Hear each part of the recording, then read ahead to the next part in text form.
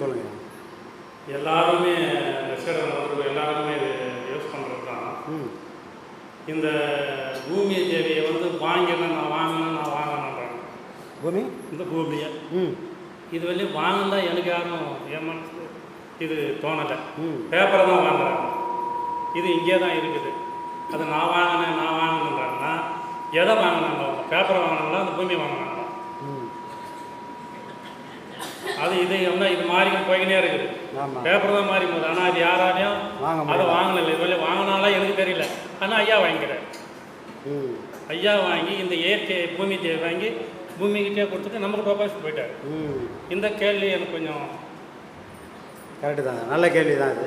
எதை வாங்கினாலும் என் பாக்கெட்டில் 1 கிலோ அரிசி வாங்கினா கூட வீட்டுக்கு கொண்டு போகிறேன். ஆனால் இடத்த வாங்கணும். யாராவது வேணால் இடம் அங்கேயோ வாங்கி போட்ட சமயம் ஒரு 50 கிலோமீட்டர் சென்னை ஒட்டி தான்றாங்க. சென்னையிலேருந்து ஒரு 50 கிலோமீட்டர் போகுது. அப்போ இடம் எங்கேயோ இருக்குது, பேப்பர் மட்டும்தான் இவங்கக்கிட்ட இருக்குது. இப்போ எதை வாங்கினாங்க அப்படின்னா ஏற்கனவே யாருக்கிட்டே இருந்த பேரை மாற்றி இவங்க பேரை போட்டுக்கினாங்க. ஆனால் உண்மையிலேயே அது நம்ம காலத்துக்கு அப்புறமும் அது வேற ஒரு பேருக்கு போகுமே தவிர அவங்களும் அதை அனுபவிக்க போகிறதே இல்லை.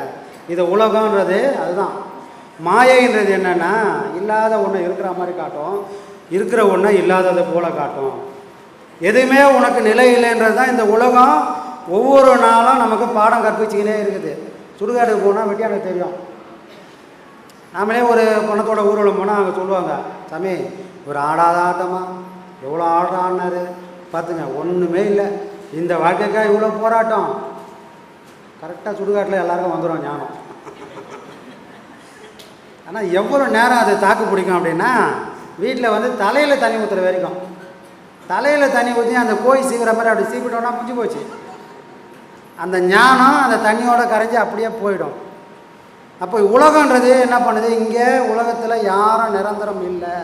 அது நிரந்தரம் இல்லைன்றது ஒன்று மட்டும்தான் நிரந்தரன்றது தான் இந்த உலகத்தோட இயல்பு. ஆனால் மனுஷனுக்கு அப்படிலாம் நீ சொன்னால் நான் எடுத்துப்பேனா அப்படின்னு என்ன பண்ணுறோம்? இயற்கைக்கு மாறாதான் எல்லாத்தையுமே செய்வோம்.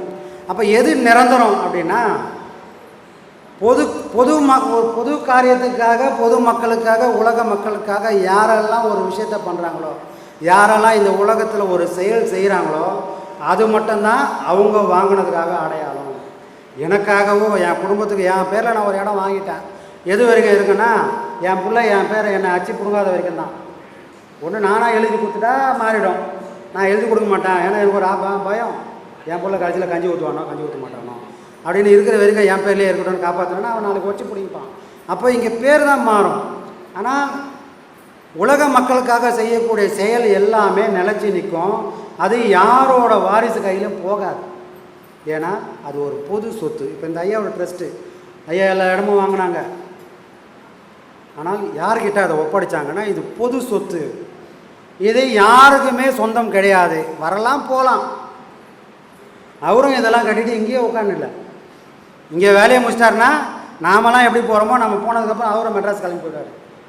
அவருக்கு ஒரு வீடு இருக்குதுங்க.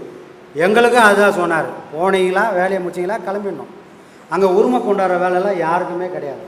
அதிகாரம் பண்ணுறதுக்கு யாருக்குமே அலோடு கிடையாது. ஏன்னா இது எப்போவுமே ஒரு பொது சொத்தாகவே நீங்கள் பாவனை பண்ணணும். உங்கள் கையிலேருந்து நீங்கள் செலவு பண்ணலாம், இங்கேருந்து உங்கள் செலவுக்காக எடுத்துக்கூடாது எதையும்.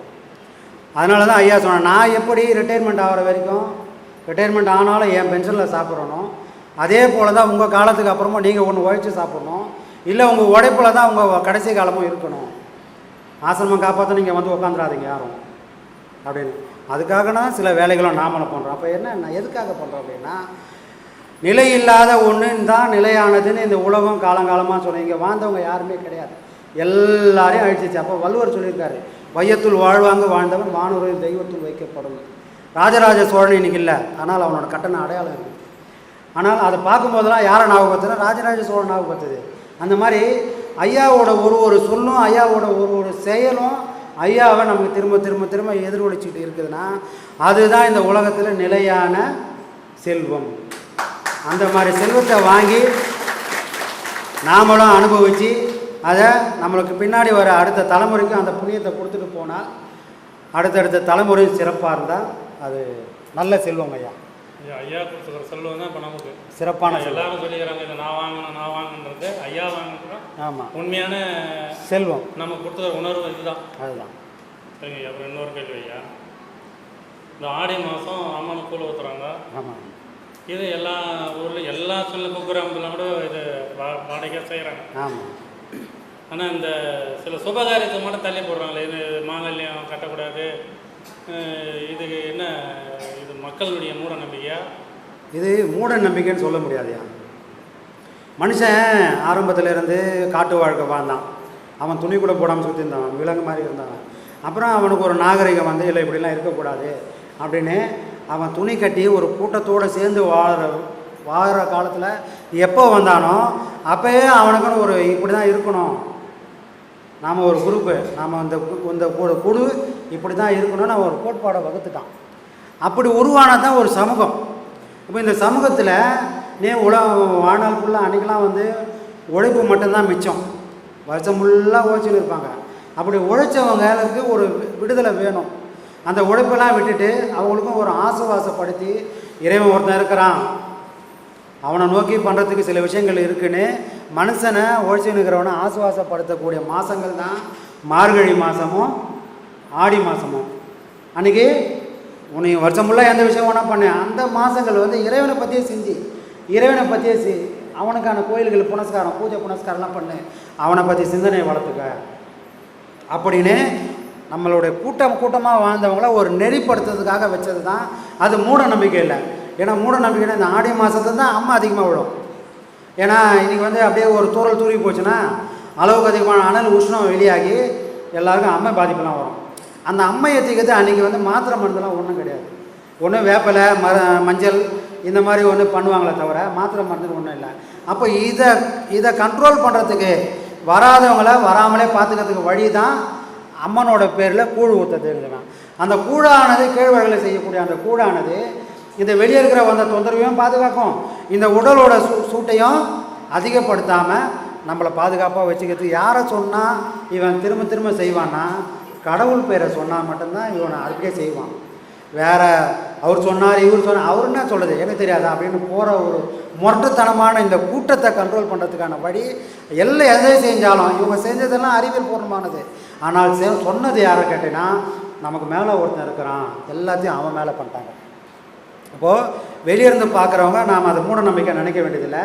அதை நெறிப்படுத்துறதுக்காக நம்மளெல்லாம் ஒரு கட்டுத்திட்டத்தோடு வளர்க்கணும் அப்படின்றதுக்கு அம்மா என்ன பண்ணுவாங்க, ஏய் எங்கள் உனப்ப விளையாடுன்னு சொல்ல மாட்டாங்க, டேய் இங்கே போனோம் இங்கே போகக்கூடாது, இங்கே போனால் இந்த நேரத்துக்குள்ளே வரணும் அப்படின்னு ஒரு கட்டுத்திட்டத்தோடு நம்மளை வளர்க்குற மாதிரி நமக்கு மேலே ஒரு தலைவர்னு ஒருத்தர் இருந்தப்போ அவரு நம்மளோட எதிர்காலத்துக்காக செஞ்ச சில விஷயங்கள் தான் கடவுளோட பேரை சொல்லி இந்த மாதம் ஃபுல்லாக இறை நோக்கமாகவே இருக்கணும். அதனால தான் மார்கழி மாதத்தை எல்லாரும் பீட மாதம்ன்றோம். உண்மையிலே அது பீட மாதமானா அது பீட மாதம் இல்லை, பீடுடைய மாதம். பீடுடைய மாதம்னா கம்பீரமான மாதம். எதுக்காக கம்பீர மாதம்னா மனுஷன் அந்த மாதம் மட்டும்தான் விடிகாலையில் இருந்துப்பான். ஏன் அவ்வளோ குளிர இழுத்து போதும் தூங்க வேண்டியது தானே, தூங்க மாட்டாங்களே. ஏன்னா லட்சுமி தேவி வீட்டுக்கு வரணுமே, அன்றைக்கி தான் விந்து கழுவுவாங்க, விந்து கோலம் போடுவாங்க, எல்லாம் பண்ணுவாங்க. காரணம் என்ன, இறை நோக்கம் தெளிவானது, இயற்கையை தனக்கு சாதகமாக மாற்றிக்கக்கூடிய ஒரு மாதம். அன்னைக்கு நீ சுறுசுறுப்பாக இருந்துட்டேன்னா அது எவ்வளோ நாள் வரும்னா அந்த வருஷம் ஃபுல்லாக உனக்கு ஒரு எனர்ஜியாக பாஸ் ஆகும். அதனால தான் காலையிலே குளி, அதுவும் எதனா பச்சை தண்ணியிலே குளி, ஏன்னா கூட பரவாயில்ல குளிச்சுடு அப்படி சொன்னதுக்கு காரணம் என்னென்னா இந்த பச்சை தண்ணியில் குளிக்கும்போது என்ன ஆகும்னா கீழே சூடு உச்சந்தலை வரைக்கும் போகும். பாடமே நான் செய்யலை, எனக்கு உண்மையிலே இறை நினைவே இல்லை. அப்படி இருந்தாலும் நாம் செய்யக்கூடிய செயல்லையே அந்த விளைவுகளை நம்மளால் நம்பியிருப்போம். அதனால தான் இங்கே குளிச்சுட்டு நேராக என்ன பண்ணோம், அந்த ஈரத்துலாம் போய் பார்த்துப்பாங்க, நமக்கு முடியல நம்ம தெரியாது வச்சுட்டு போயிடுவோம். ஆனால் லேடிஸ்லாம் போனான்னா அவங்க அந்த ஈரம் அப்படியே ஒழுவிட்டே போகும். ஏன் அப்படி அந்த நனைஞ்சிட்டு அப்படியே போகும்போது என்னன்னா அந்த உடம்பு தானாக ஹீட் ஆகும். அது எது வரைக்கும் அந்த ஈரம் ஒழுகுனா முதுகு தண்டு வரைக்கும் போகும். அப்போது அவங்களுக்கு தெரிஞ்சோ தெரியாமலோ ஒரு யோகம் பண்ணக்கூடிய அந்த எஃபெக்டை அந்த மார்கழி மாதத்தில் நமக்கு இங்கே பெரியவங்க கொண்டு வந்திருக்காங்க.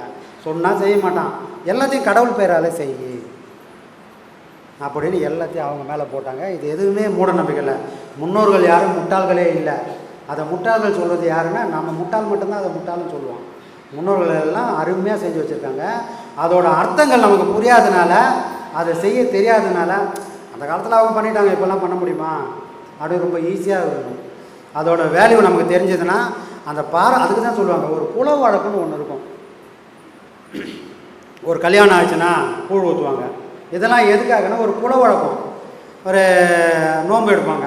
இதில் அந்த பாரம்பரியத்தை ஒரு குடும்பம் உனக்கு நம்பிக்கை இருக்கோ நம்பிக்கை இல்லையோ அதை காப்பாற்றி ஆகணும். ஏன்னா இது உன்னோட விருப்பத்துக்காக பண்ணதில்லை, எத்தனையோ ஜென்மாந்திரமாக நம்ம முன்னோர்களோட ஆசீர்வாதம் நீ செய்யக்கூடிய ஒரு செயலால் கிடைக்கும். ஏன்னா அவங்களோட செயலை தான் நாம் செய்கிறோம். ஒரு மண் இருக்குது, இந்த மண் வளமான மண்ணாக இருந்தால், முன்னோர்கள் காப்பாற்றி வச்ச மண் வளமான மண்ணாக இருந்தால் நாம் அதுக்கான பலனை அனுபவிப்போம்.